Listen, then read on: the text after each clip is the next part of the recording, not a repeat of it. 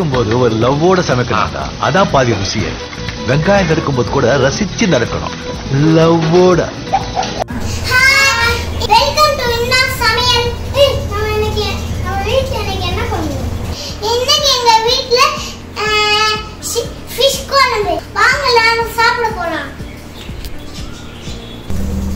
வணக்கம் and welcome to in-laws சமையல். இன்னைக்கு இந்த வீடியோல நம்ம பார்க்க போற டிஷ் வெலை மீன் குழம்பு. அதுக்கு தேவையான இன்கிரிடியன்ஸ் என்னென்னங்கிறத பார்க்கலாம் வாங்க. வணக்கம். இப்போது வெலை மீன் 1 கிலோ வாங்கிட்டு வந்துருக்குறேன். அதை நல்லா க்ளீன் பண்ணி சுத்தம் பண்ணி வச்சுருக்கிறேன் பாருங்கள். நல்லா இந்த மாதிரி பீஸ் பீஸாக கட் பண்ணி அது எப்படி செய்கிறதுன்றதை நான் சொல்கிறேன். அது தாளிக்கிறதுக்கு கொஞ்சம் வடகம், வெங்காய வடகம், கடுகு, வெந்தயம் 3 வச்சுருக்கிறேன். எண்ணெய் தேவையான அளவு, சின்ன வெங்காயம் ஒரு 15 சின்ன வெங்காயம். நம்ம சின்ன வெங்காயம் போடுறதுக்கு காரணம் என்னென்னா குழம்பு நல்லா டேஸ்ட்டாக இருக்கும், நல்லது. ரெண்டாவது வந்து ஒரு பெரிய வெங்காயத்தை விட சின்ன வெங்காயம் தான் ரொம்ப நல்லா, அதனால சின்ன வெங்காயம் 1 கப் கட் பண்ணி வச்சுருக்கேன். 2 தக்காளி கட் பண்ணி வச்சுருக்கேன். இங்கே பாருங்கள் பச்சை மிளகா எப்படி இருக்குன்னு பாருங்கள். 4 பச்சை மிளகா எடுத்துருக்கேன். அதை நான் இப்படியே போட போகிறதில்ல, கட் பண்ணி தான் போட போகிறேன். 4 பச்சை மிளகா எடுத்து வச்சுருக்கிறேன். இந்த குழம்பெல்லாம் ரெடி பண்ணுறதுக்கு தேவையானது தாளிக்கிறதுக்கு கருவேப்பிலை, இந்த ரம்பன்னு சொன்னேன்ல அதெல்லாம் வந்து கறி குழம்பு, மீன் குழம்பு, கருவாடு எல்லாத்துக்குமே இது சேர்த்துக்கலாம். நான்வெஜ்ஜு எதுவாக இருந்தாலும் இதை சேர்த்துக்கலாம். நம்ம இஞ்சி பூண்டு பேஸ்ட்டு கொஞ்சம், நம்ம இஞ்சி பச்சையாக கொஞ்சம் தட்டி போடலாம், பூண்டு தட்டி போடலாம். நான் வந்து இஞ்சி பூண்டு பேஸ்ட் போடுறேன், அது கொஞ்சம் ஈஸியாக இருக்குமேன்றதுக்காக 1.5 ஸ்பூன் இஞ்சி பூண்டு பேஸ்ட்டு. மிளகாத்தூள் வந்து 2 ஸ்பூன், மல்லித்தூள் வந்து 2 ஸ்பூன், மிளகுத்தூள் வந்து 1 ஸ்பூன், ஜீரகத்தூள் வந்து 1.5 ஸ்பூன், உப்பு தேவையான அளவு, மஞ்சள் பொடி ஒரு 1/4 ஸ்பூன், 1/4லேருந்து ஒரு 1/2 ஸ்பூன், புளி கரைச்சல் நமக்கு மீன் குழம்புக்கு தேவையான அளவு ஒரு எலுமிச்சம்பழம் சைஸ் அளவு புளி கரைச்சல். நான் இன்றைக்கி வந்து தேங்காய் பால் ஊற்றி தான் செய்ய போகிறேன். அன்றைக்கி வந்து நான் தேங்காய் பால் ஊற்றாமல் ஒரு குழம்பு வச்சேன். இன்றைக்கி வந்து கொஞ்சம் தேங்காய் சேர்க்க போகிறேன் நான். இது வந்து 2வது பால், குழம்பெல்லாம் நம்ம ரெடி பண்ணி வைக்கிறதுக்கு. இது வந்து தலைப்பால், நம்ம கடைசியாக இறக்க போகிறதுக்கு கொஞ்சம் முன்னாடி வந்து நம்ம இந்த பால் ஊற்றிக்கலாம். இவ்வளோதான். இப்போ எப்படி செய்கிறதுன்னு நம்ம பார்க்கலாம் வாங்க. இப்போ நம்ம அந்த குழம்பு ரெடி பண்ணிக்குவோம். குழம்பு மீன் குழம்பு வைக்கிறதுக்கு புளி கரைச்சல் ஊற்றிக்குவோம். இதில் வந்து 2 ஸ்பூன் மிளகாத்தூள் இருக்குது, அதையும் இதில் சேர்த்துக்குவோம்.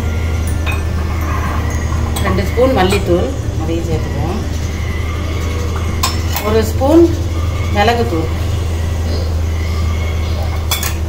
1 ஸ்பூன் ஜீரகத்தூள், 1/4லேருந்து ஒரு 1/2 ஸ்பூன் மஞ்சள் பொடி, தேவையான அளவு உப்பு. நமக்கு பத்தலைன்னா அப்புறமா சேர்த்துக்கலாம் பார்த்துட்டு.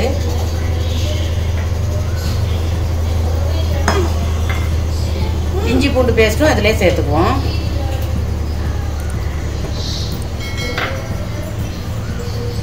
அதிலே நம்ம தனியாக எடுத்து வச்சுருக்கோம் 2வது பால், அந்த பாலையும் இதில் சேர்த்துக்கணுங்க.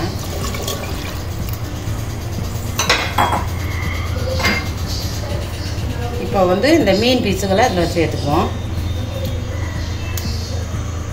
மீன் பீஸெல்லாம் ஒன்றா சேர்த்து நல்லா ஒன்றா ஒரு கிளறி விட்டுருவோம்.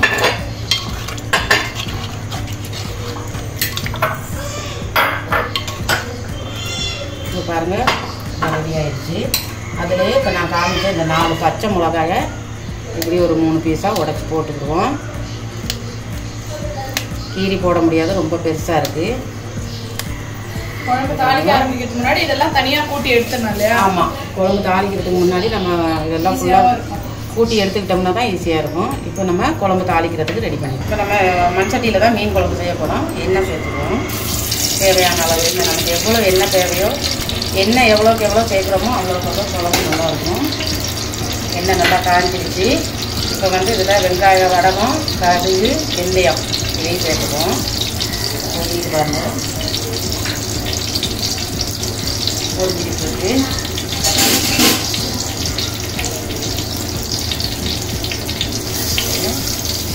கொஞ்சம் கருவேப்பிலை அதுக்கு சேர்த்துக்குவோம்.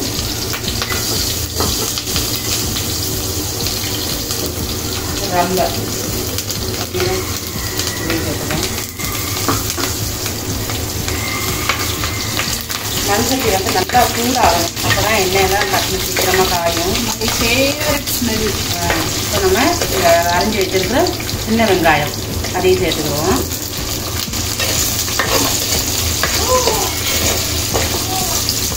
நல்லா கொஞ்சம் வதங்கி வரணும். கொஞ்சம் லைட்டாக பொன்னேரம் வந்ததுக்கப்புறமா நம்ம தக்காளி சேர்த்துக்கலாம்.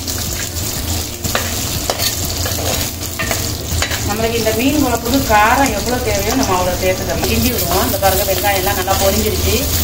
வாசனை கம்மன்னு வாசனை வருது. மண் சட்டி மீன் குழம்பு. இப்போ வந்து நம்ம இந்த தக்காளியும் சேர்த்துக்குவோம். சேர்த்து நல்லா வதக்கி விட்டுருவோம்.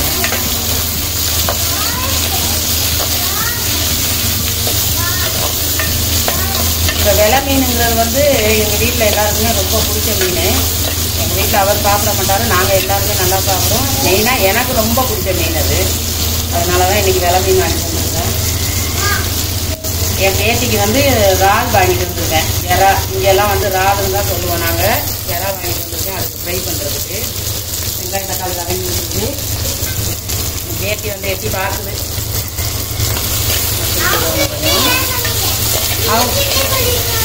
அவங்ககிட்ட தானே சொல்லணும். அப்போ தானே பேத்திக்கு என்ன செய்கிறாங்கன்னு யோசிப்பாங்க, பார்ப்பாங்க.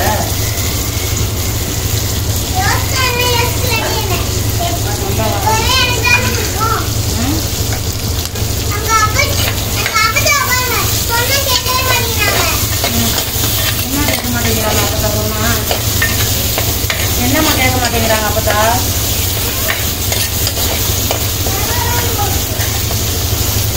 என்ன கேட்க மாட்டேங்கிறாங்க அப்பதா? நம்ம இந்த குழம்பு ரெடி பண்ணுறதுல வந்து உப்பு சேர்த்துருக்கோம். இருந்தாலும் நான் வந்து இந்த தக்காளி வெங்காயம் வதங்கணுன்றதுக்காக லைட்டாக ஒரு 1/4 ஸ்பூன் உப்பு சேர்த்துக்கிறேன். கொஞ்சம் டக்குன்னு வதங்கிடும். அப்போது கிண்டிடுவோம்.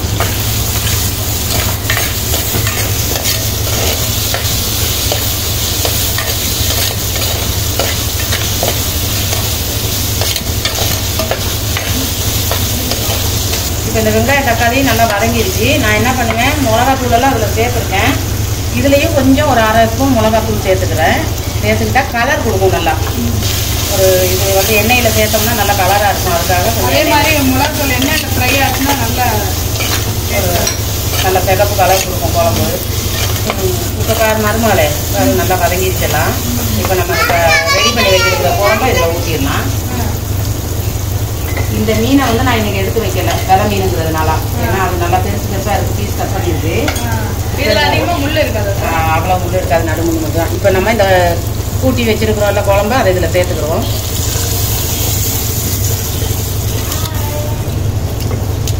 எல்லாமே மண் சட்டி தான். கொஞ்சம் தண்ணி சேர்த்துக்கணும். நான் ரொம்ப நாளாக கேட்டு நின்ற நண்டு கொஞ்சம் தண்ணி சேர்த்துக்குவோம். நண்டா ரொம்ப நாளாக நண்டு குழம்பு செய்ய சொல்லி கேட்டுட்டு இருக்கேன். நண்டு நீ கேட்கும் போதெல்லாம் நண்டே வரமாட்டேங்குது. மார்க்கெட்லேயே இல்லையா நண்டு? கடல்லே இல்லையா நண்டு? குழம்பெல்லாம் காய்ச்சி கொட்டியாச்சு. இப்போ நல்லா கொதிக்க விட்டுருவோம். இதை நம்ம இந்த குழம்பு கொதிக்கிறதுக்குள்ள இன்னைக்கு ஒரு கோஸ் பொரியல் பண்ண போகிறேன். நான் எல்லாரும் வீட்லேயும் எப்படி பண்ணுவாங்கன்னு தெரியல. நான் வந்து தேங்காய்லாம் போட்டு பண்ணுவேன். இப்போ கோஸ் அரிஞ்சிக்கிட்டு இருக்கேன். மீன் குழம்பு ரெடி ஆகிறதுக்குள்ள நம்ம இதை ரெடி பண்ணிக்குவோம். அடுத்து நம்ம சேனல்ல நான்வெஜ் டிஷ்னா அது நண்டு குழம்பு தான். ஓகே, நண்டு குழம்பே வச்சிடலாம். கோஸ் அரிஞ்சு இது நான் எப்பவும் வந்து மீன் குழம்பு வச்சா ஒரு சொதியானோ இல்லை புளியானோ அப்படி இல்லைன்னா ஒரு ரசம் செஞ்சுருவேன். இன்றைக்கி வந்து கோஸ் பொரியல் பண்ணுறேன். ரொம்ப நாளாச்சு பொரியல் பண்ணி. மீன் குழம்பு வைக்கிற அன்றைக்கி எல்லாமே ஒரு பொரியலும் பண்ணிடுவேன். இன்றைக்கி பொரியல் தான் பண்ண போகிறேன். பாருங்கள், கோஸ் அரிஞ்சிட்ருக்கேன்.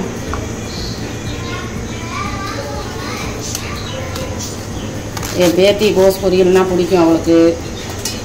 அவள் மட்டும்தான் பொரியலெல்லாம் சாப்பிடுவாள். என் பேரன் சாப்பிட மாட்டான். குழம்ப திறந்து பார்ப்போம். சொல்ல அவன் கம்முன்னு அப்படியே மூடியை திறக்கிற சத்தமே இல்லாமல் சொன்னா தானே திறந்து பார்த்தா தானே சொல்லுவேன். மீனை உடைச்சிடாம கிண்டுமா. மீன் உடஞ்சிச்சுன்னா அப்புறம் உடஞ்சதுதான் உனக்கு வைப்பேன். எப்பவுமே வந்து மீன் குழம்புலாம் மண் சட்டியில செய்யறப்ப லுக்கே தனியில. ஆமா, எவ்வளவு அழகா இருக்குல்ல. எனக்கு இப்போ எல்லாம் இந்த ஸ்டீலு சில்வர் சட்டியில் விட மண் சட்டி தான் பிடிச்சிருக்கு. இந்த கிராமங்கள்ல எல்லாம் செய்யற மீன் நல்லா வெந்துட்டு வருது, நல்லா கொதிக்கணும் இன்னும் குழம்பு. நீ கிண்டி மீனை உடச்சிக்கூடாத, மெதுவாக தான் தைக்கிறேன். குழம்பு நல்லா கொதிச்சு வாசமாக இருக்குது பாருங்க, எவ்வளோ திக்காக இருக்குன்னு பாரு குழம்பு. இப்போ வந்து நம்ம இந்த தலைப்பால் சேர்த்துக்குவோம். அந்த மீனெல்லாம் உடையாமல் இருக்குது, உடையலை. இந்த மீன் கிராமத்துல செய்யற மீன் குழம்பு மாதிரியே இருக்கு. குழம்பு இது வந்து பெருசு பெருசாக கட் பண்ணதுனால உடையாமல் இருக்கு. இப்போ நம்ம இந்த தலைப்பால் சேர்த்துக்குவோம். மீன் குழம்புக்கு தேங்காய் பால் சேர்த்தா நல்லா ருசியாக இருக்கும். ஓரளவு கொதி வந்தோடனே ஃபர்ஸ்ட் வந்து தலைப்பால் ஊற்றணும். அந்த ரெண்டாவது பால் ஊற்றி மிக்ஸ் பண்றப்ப ரெண்டாவது பால் ஊற்றிடுங்க, ஊற்றி தாளிச்சு ஊற்றிடணும். கொதி வந்த அப்புறம் தான் தலைப்பால் ஊற்றணும். இப்போ இது நல்லா கொதிச்சோன்னா அப்படியே எண்ணெய் பிரிஞ்சு வரும். சூப்பராக இருக்கா? இப்போ கொதிக்கணும், அது இன்னும் கொஞ்சம் நேரம் கொதிக்கணும். மூடி போட்டு மூடி வச்சுருவோம், கொஞ்சம் கொதிக்கட்டும். நம்ம இப்போ திறந்து பார்ப்போம் தேங்காய் பால் ஊற்றினதுக்கு அப்புறம் எப்படி இருக்குன்னு. நல்லா கொதிக்குது,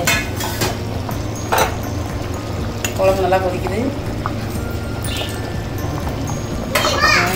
கொஞ்சம் நல்லா கொதிச்சிருச்சு. இப்போ இந்த மீன் குழம்புக்கு இன்னைக்கு என்ன சைட் டிஷ்?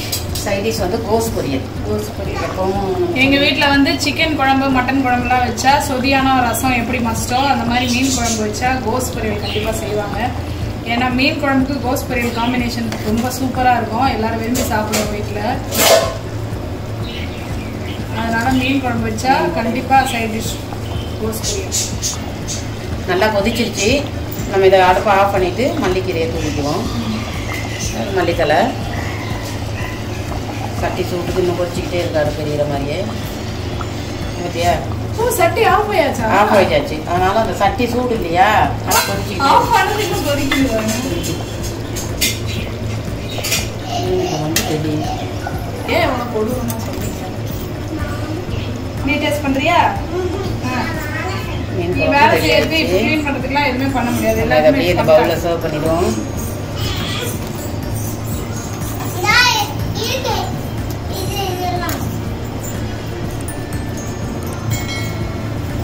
சூப்பரான நல்ல டேஸ்டாக ஒரு மீன் குழம்பு ரெடி. பாருங்க, ஸோ நல்லா பார்க்கவே நல்லா கலர்ஃபுல்லாக டேஸ்டான ஒரு மீன் குழம்பு ரெடி ஆயாச்சு. கண்டிப்பாக இந்த வெள்ளை மீன் குழம்பு நீங்கள் வீட்டில் ட்ரை பண்ணி பாருங்கள். பிகினர்ஸ்க்கு வந்து ரொம்ப ஈஸியாக செய்யக்கூடிய ஒரு குழம்பு இது. ஏன்னா எல்லாமே ஃபஸ்ட்டே கூட்டிடுறதுனால ரொம்ப குவிக்காக ஈஸியாக செய்யக்கூடிய ஒரு குழம்பு. கண்டிப்பாக டேஸ்ட் பண்ணிவிட்டு எப்படி செஞ்சுட்டு எப்படி இருந்ததுன்னு சொல்லுங்கள். அடுத்து ஒரு நல்ல வீடியோட உங்களை சந்திக்கிறோம். until then bye. பாய். சமைக்கும் போது ஒரு லவ்வோட சமைக்கணும்டா, அதான் பாதி ருசியே. வெங்காயம் நறுக்கும் போது கூட ரசிச்சு நறுக்கணும், லவ்வோட.